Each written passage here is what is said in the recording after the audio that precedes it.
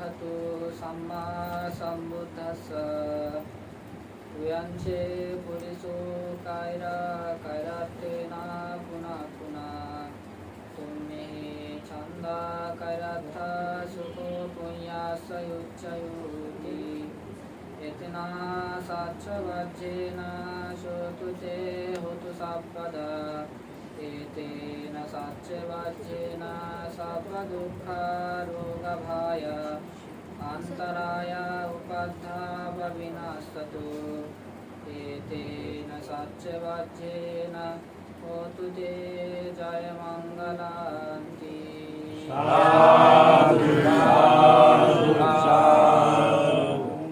দেশনার প্রারম্ভে সে জগৎ পূজ্য মহাকারণিক তথাগত বুদ্ধকে বন্দনা নিবেদন করছি। আজকের এই সমাধান অনুষ্ঠানের সংঘপ্রধান হিসেবে যিনি উপস্থিত আছেন চট্টগ্রাম মিরেশ্বরা সীতাকুণ্ড বৌদ্ধ তীর্থ সমিতির মাননীয় ধর্মীয় সম্পাদক পঞ্চশীলা সার্বজনীন শ্মশান বৌদ্ধ বিহারের বিহার অধ্যক্ষ পরম শ্রদ্ধেয় শুভবৃত্তি ভান্তি মহোদয় ভান্তি শ্রীচরণে বন্দনা নিবেদন করছি। উপস্থিত আছেন চট্টগ্রাম মিরেশ্বরা সীতাকুণ্ড বৌদ্ধ তীর্থ সমিতির কার্যকারী সদস্য পরম শ্রদ্ধেয় সংঘবৃত্তি ভান্তি মহোদয়। উপস্থিত আছেন অত্র বিহারের বিহার অধ্যক্ষ পরম শ্রদ্ধেয় শুভমিত্র ভান্তি মহোদয়। উপস্থিত আছেন যিনি কিছুক্ষণ পূর্বে আপনাদেরকে খুবই সুন্দরময় ধর্মদেশনা প্রদান করেছিলেন আমাদের বিহারের এই নবসম্পন্ন আয়ুষ্মান প্রকাদিতি ভিক্ষু মহোদয়। উন্নতর পুণ্যক্ষেত্র মহান সংঘের প্রতি শ্রীচরণে বন্দনা নিবেদন করছি। পরবারগত উপাসক বাবু ডাক্তার দুলাল বড়ুয়া সহ আজকের এই অনুষ্ঠানের ত্রিশরণে শরণাপন্ন উপাসক উপাসিকাগণ আপনাদের সবার প্রতি মধ্যময় পুণ্যরাশি দান করছি। আপনারা সকলে সাধুবাদ দিয়ে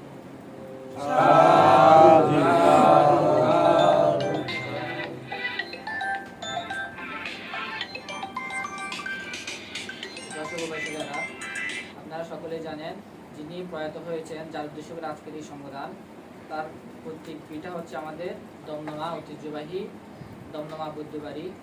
তো দমদমা বৌদ্ধবাড়ির ভিতরে আপনার যে মহাজন পরিবার প্রয়াত উপাসক বাবু মথুরা মহাজনের দ্বিতীয় সন্তান, প্রথম সন্তান বাবু দুলাল প্রথম সন্তান বাবু প্রয়াত ডাক্তার দুলাল বড়ুয়া, তার দ্বিতীয় সন্তান হচ্ছে আপনার সুলাল বড়ুয়া এবং তৃতীয় হচ্ছে সৌরভ বড়ুয়া। হ্যাঁ, তাদের এই পরিবারে যিনি প্রয়াত হয়েছেন বাবু প্রথম সন্তান বাবু দুলাল বড়ুয়ার কে কেন্দ্র করে আজকে মনে হয় তার তৃতীয় বার্ষিকী সংবাদ তৃতীয় বার্ষিকী সংবাদান। তার পুত্র বাবু ডাক্তার ইমন বড়ুয়া আজকের এই সংবাদানের ভর্তি। তাদের প্রয়াত উপাসকের বাবু সুখ শান্তি কামনা করে আজকের এই সংবাদান অনুষ্ঠান আপনারা আয়োজন করেছেন। যদিও বা আজকের এই সংবাদানে আমাদের বড়ভান্তে থাকার কথা ছিল, আপনারা জানে খুশি হবেন যে এই গতকালকে আমাদের বড়ভান্তে তিনি কনভোকেশন অর্থাৎ সমাবর্তন অনুষ্ঠান, যেটাকে আপনার আনুষ্ঠানিকভাবে তাদের যেহেতু ডক্টরেট ডিগ্রি লাভ করেছেন আনুষ্ঠানিকভাবে তা কালকে সার্টিফিকেটের মাধ্যমে প্রদান করেছেন। এটা হচ্ছে আমাদের বৌদ্ধ সমাজের জন্য খুবই গৌরবপূর্ণ একটি কথা। বর্তমান বাংলাদেশের ভিতরে কয়েকজন ডক্টরের ভিতরে তিনি একজন একাডেমিকভাবে ডক্টরেট ডিগ্রি লাভ করেছেন এবং যে বিশ্ববিদ্যালয় থেকে লাভ করেছেন সেই বিশ্ববিদ্যালয়ের মধ্যে বলা হয় ভান্তে বলেছেন যে বাংলাদেশের মধ্যে তিনি সর্বপ্রথম যে প্যারাদিনিয়া বিশ্ববিদ্যালয়ের মধ্যে একজন বৌদ্ধ ভিক্ষু হিসেবে তিনি ডক্টরেট ডিগ্রি লাভ করেছেন। তো এটা আমাদের খুবই সৌভাগ্যবান, আমরা নিজেদেরকেও ভাগ্যবান বলতে পারি যে এরকম একটা গুরু ভান্তের শিষ্য হয়েছি আমরা। আপনারাও সেই ভান্তের আপনারা ছায়াতলে আছেন, আপনারাও খুবই ভাগ্যবান উপাসক উপাসিকাগণ। ভান্তে আজকে এখানে উপস্থিত থাকতে পারে নাই, যার কারণে আমরা তারপরেও 5 জন ভান্তে আমরা এখানে উপস্থিত হয়েছি। খুবই সুন্দরময়ভাবে আজকের এই সমাধান অনুষ্ঠান চলছে। উপাসক উপাসিকাগণ, যে আপনারা প্রথমে যে গাথাটা দিয়ে শুরু করেছিলাম যে কি পুয়াঞ্চে পরিসু কায়রাত তেনা পুনা পুনাং তুমি চন্দা কায়রাত্তা সুখ ভূঁইয়াসা উচ্চেয়। আমাদের বৌদ্ধ ধর্মের অন্যতম ধর্মীয় গ্রন্থ পবিত্র ধর্মপদের মধ্যে বলা হয়েছে যদি কোনো মানুষ পুণ্যকর্ম সঞ্চয় করে তাহলে তা পুনঃপুনবার অর্থাৎ বারবার তা করা উচিত, কারণ পুণ্যের মাধ্যমে আমরা একমাত্র সুখকে খুঁজতে পাই। আমরা তো অনেকেই সুখ খুঁজি, কিন্তু সুখটা কোথায় পাই? আমরা সুখটা পাই হচ্ছে পুণ্যময় একটি কর্মের মাধ্যমে। আপনারা দেখবেন আজকে যে আপনারা শ্রদ্ধান্বিত হয়ে এই সংগদান অনুষ্ঠান আপনারা আয়োজন করেছেন, ভান্তেদের যখন শ্রদ্ধান্বিত হয়ে এই সমাধান অর্থাৎ দানীয় বস্তু যখন আপনারা গছিয়ে দিবেন, তখন মনের মধ্যে একটা প্রীতি উৎপন্ন হয়। এই প্রীতিটাকে বলা হয় সুখ, অর্থাৎ পুণ্যময়, অর্থাৎ পুণ্য অর্জন করছেন। এই পুণ্যের মাধ্যমে আপনারা সুখটা অনুভব করতে পারবেন। হ্যাঁ, তো আমাদের বৌদ্ধ ধর্ম গ্রন্থে এরকম বলা হয়, বুদ্ধ ধর্মের ভিতরে, যে কি মানুষ যখন মৃত্যুবরণ করে, যতক্ষণ অবধি মানুষ নির্বাণ লাভ না করবে ততক্ষণ পর্যন্ত তারা মৃত্যুবরণ করার পরও এই 31 প্রকার লোকভূমির মধ্যে উৎপন্ন হয়। যতক্ষণ পর্যন্ত তারা কি করতে পারে না, নির্বাণ সাক্ষাৎ করতে পারে না, ততক্ষণ পর্যন্ত এই 31 প্রকার লোকভূমির মধ্যে, লোকচক্রের মধ্যে তারা ঘুরতে থাকে। ওই মনুষ্য জগতে আসে, কেউ স্বর্গে আসে, কেউ আবার আপনার দেখবেন তীর্য প্রেত অসুর লোকে উৎপন্ন হয়ে থাকে, যতক্ষণ পর্যন্ত তারা নির্বাণ সাক্ষাৎ না করতে পারে। তো আজকের এই অনুষ্ঠানের ভিতরে আপনাদের প্রয়াত উপাসক বাবু দুলাল বড়ুয়াকে স্মরণে যে সংবাদ অনুষ্ঠান করছেন, তিনি 31 প্রকার লোকভূমির মধ্যে যদি তিনি পরদত্ত বুঝি প্রেতলোকে উৎপন্ন হন, এই এক প্রকার লোকভূমির মধ্যে যদি উৎপন্ন হন, তাহলে তার আজকের এই পুণ্যের দরকার আছে। যদি উৎপন্ন না হন, তাহলে তার এই পুণ্যের আজকে দরকার নাই। যদি তার এই পুণ্য দরকার না হয়, তাহলে তার পুণ্যটা কি হবে, আমরা তার প্রতি এই পুণ্য নিবেদন করি। তো বুদ্ধ বলছেন, তার যদি পুণ্য দরকার না হয়, তাহলে সে পুণ্যের ভাগীদার হবেন কারা, আপনারা। কারণ আপনারা শীলে প্রতিষ্ঠিত হয়েছেন, শীল গ্রহণ করেছেন, হ্যাঁ, ধর্ম শ্রবণ করেছেন, সঙ্গদান অনুষ্ঠান উৎসর্গ করেছেন। তো তিনি কি করেছেন? তিনি তো করেন নাই, করেছেন কারা, আপনারা। আপনারাই তো পঞ্চশীল প্রার্থনা করেছেন, পঞ্চশীল গ্রহণ করেছেন, শীলে প্রতিষ্ঠিত হয়েছেন। তাহলে পুণ্যটা কার অর্জন হবে? আপনাদেরই অর্জন হবে। এবং আপনাদের এই অর্জিত পুণ্য তার কি হবে, লাভ করতে পারে যদি তিনি পরদত্ত পুঁজি প্রেতলোকে উৎপন্ন হন। আর অন্য প্রকার লোকভূমির মধ্যে যদি উৎপন্ন হন, তাহলে তার এই পুণ্য দরকার নাই। কারণ আমাদের শাস্ত্রের মধ্যে বলা হয়, এই একমাত্র লোকভূমির মধ্যেই যদি উৎপন্ন হয়, তারা কি হয়, পুণ্য আশায় বসে থাকে। তারা দেখবেন অনেক সময় দেখা যায়, আমরা তো অনেক সময় বলি যে বাড়ির আশেপাশের ভিতরে ঘোরাফেরা নাকি করে। তো তারা একমাত্র পুণ্য অর্জনের, অর্থাৎ পুণ্যের আশায় তারা এভাবে তারা কি করে, ঘোরাফেরা করে।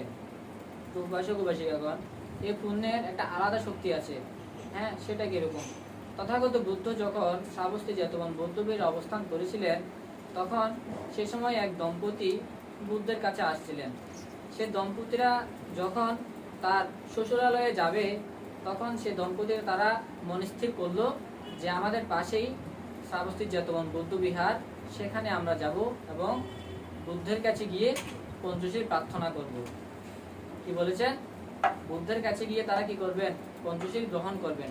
তো বুদ্ধের কাছে যখন গেলেন এবং পঞ্চশীল প্রার্থনা সব পঞ্চশীল গ্রহণ করলেন, তখন সেই সময় বুদ্ধকে প্রশ্ন রাখলেন, ভগবান তথাগত বুদ্ধকে প্রশ্ন রাখলেন যে, ভগবান তথাগত বুদ্ধ, আমরা যে আজকে এই পঞ্চশীলটা গ্রহণ করেছি, এই পঞ্চশীলের কি কোনো পুণ্য শক্তি আছে কি? বুঝেছেন? বুদ্ধকে কি বললেন, এই যে পঞ্চশীল গ্রহণ করেছি, পঞ্চশীলের কি পুণ্য শক্তি আছে কি? বুদ্ধ ভগবান বুদ্ধকে এরকম প্রশ্ন করলেন। তথাগত বুদ্ধ পদুত্তরে বলে উঠলেন, যখন তোমরা কোনো বিপদে পড়বে, যখন তোমাদের আশ্রয় করার মতো কেউ থাকবে না, তখন তোমরা এই পঞ্চশীলকে স্মরণে আনবে যে তোমরা তথাগত বুদ্ধ থেকে পঞ্চশীল গ্রহণ করেছো, এটার পুণ্যশক্তির প্রভাবে যেন আমরা বিপদ মুক্ত হতে পারি, এটা তোমরা কি করবে, স্মরণে আনবে। তখন তথাগত বুদ্ধ এইভাবে তা উত্তর দিলেন।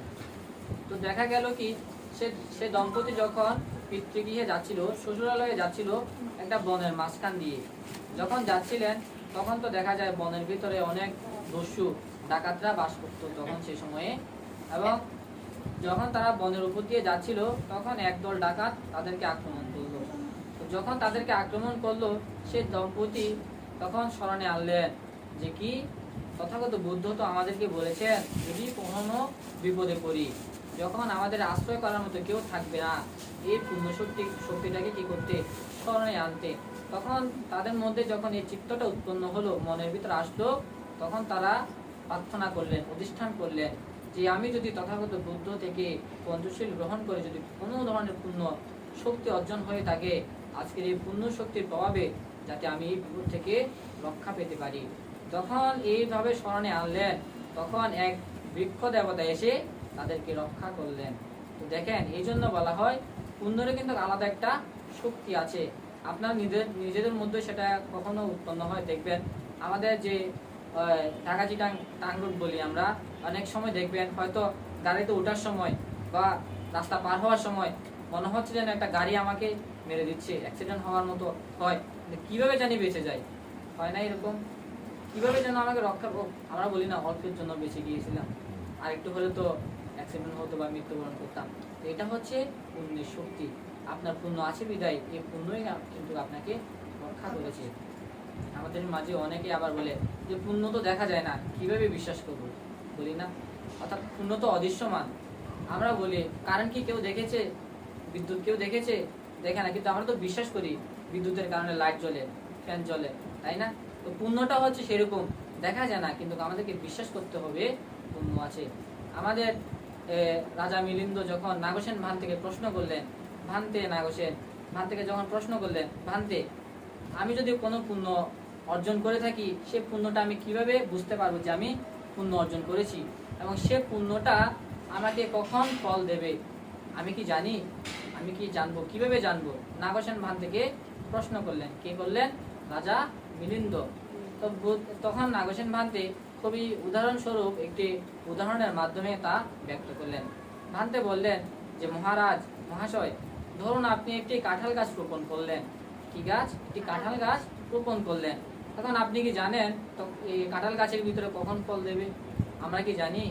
যদি আজকে আমরা একটা কাঁঠাল গাছ রোপণ করে থাকি, আমরা কি আশা করতে পারবো যে কালকে এটাতে কাঁঠাল দেবে? দেবে না। তখন সে মহারাজ বলে উঠলেন, ভান্তে, যখন গাছটি বড় হবে, যখন গাছের মধ্যে সময় হবে, যখন গাছ শাখা প্রশাখা বৃদ্ধি করবে এবং ঋতু যখন হবে, সেই সময়ে গাছটি কিন্তু তার ফল দিতে শুরু করবে, তার আগে কিন্তু ফল দেবে না।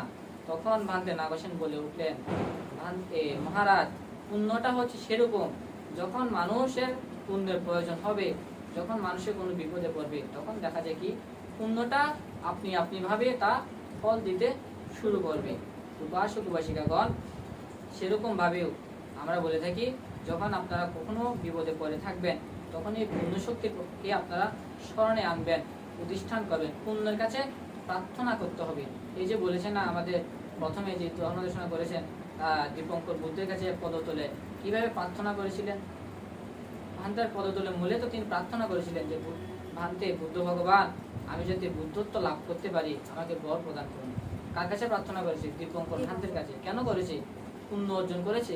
হ্যাঁ, জন্মান্তরে বুদ্ধ সুমের তাপস পুণ্য অর্জন করেছে, সেই পুণ্যের কাছে কিন্তু প্রার্থনা করেছিলেন। তো আমাদেরকেও পুণ্য শক্তির কাছে প্রার্থনা করতে হবে যে আমরা কি আজকে অমুক দিন আমরা সঙ্গদান সহ অষ্টপরিষ্কার দান করেছি, ভিক্ষুদেরকে দানীয় সামগ্রী দান করেছি, সেই পুণ্যটা আপনাদের কি করতে হবে? স্মরণে আনতে হবে। উপাসক উপাসিকাগণ, এই পুণ্য শক্তির প্রভাবে আপনাদের সকলের মঙ্গল হোক, সেটা আমাদের আহ্বান থাকবে। এই যে বলেছিলাম, পুণ্য শক্তি ব্যতীত আপনাদেরকে কেউ কিন্তু কখনো রক্ষা করতে পারবে না। আপনারা তো বলি যে আমাদের বিপদ আসে, বিপদ কেন আসে সেটাকেও আপনারা লক্ষ্য করতে হবে, এবং সেই বিপদটাকেও মুক্ত হওয়ার জন্য আপনাদেরকে প্রার্থনা করতে হবে। উপাসক উপাসিকাগণ, আপনাদের ভান্ত বিহার ভান্তেও তিনি এখন ধর্মদেশনা করবেন। ভান্তে খুবই সুন্দরভাবে ধর্মদেশনা প্রদান করে থাকেন। তো সময় আর নষ্ট না করে পরমাগত উপাসক বাবু দুলাল বড়ুয়ারকে পুণ্যরাশি দান কামনায়, আপনাদের প্রতি ও সকলের প্রতি মুক্তিময় পুণ্যরাশি দান কামনায় দুটি ধর্মকথা এখানে পরিসমাপ্তি করছি। জগতের সকল প্রাণী সুখী হোক।